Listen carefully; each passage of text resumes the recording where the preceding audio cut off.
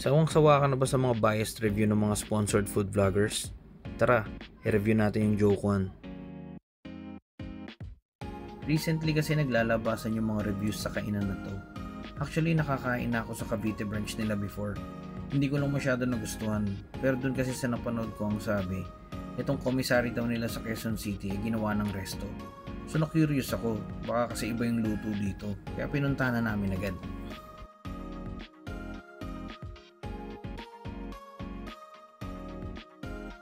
Street parking sila dito, pero may security guard naman na nag-a-assist and nagbabantay ng mga sasakyan. Mga 8:30 PM na kami dumating pero full house pa rin sila. Pang number 6 kami sa pila and mga 45 minutes kami naghintay bago kami natawag. Ito yung dining area nila, malinis tsaka maaliwalas. Ito yung menu, pause nyo na lang. Ito na yung orders namin. Halos lahat ng nasa bestseller nila in order ko, except yung congee.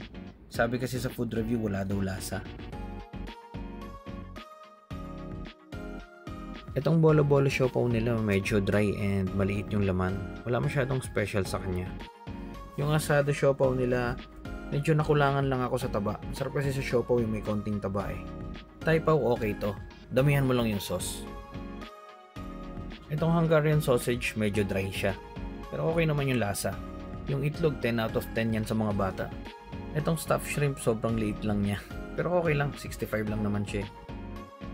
Itong kikiam okay lang din.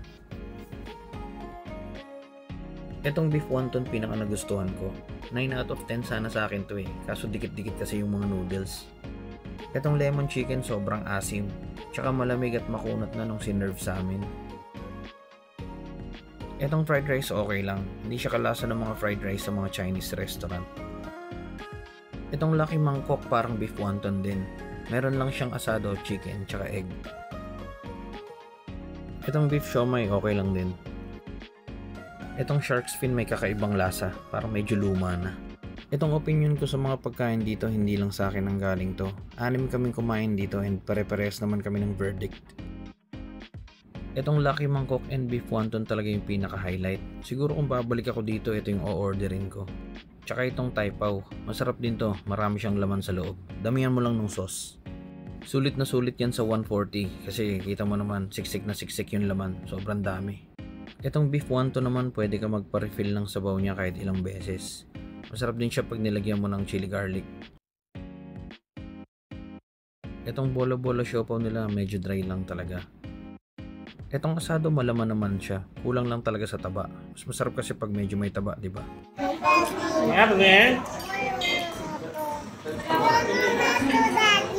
Marunong ka na? May mga available din silang frozen dim sum dito na mas mura yung price. Tingin ko okay din to kasi masisiguro mo na bagong luto pag ikaw nag-prepare sa inyo. Dito kasi parang okay naman yung ibang food nila. Kaso iba kasi talaga pag bagong luto yung sinerve sa'yo. Hindi ko naman sila masisi kasi sobrang daming tao talaga.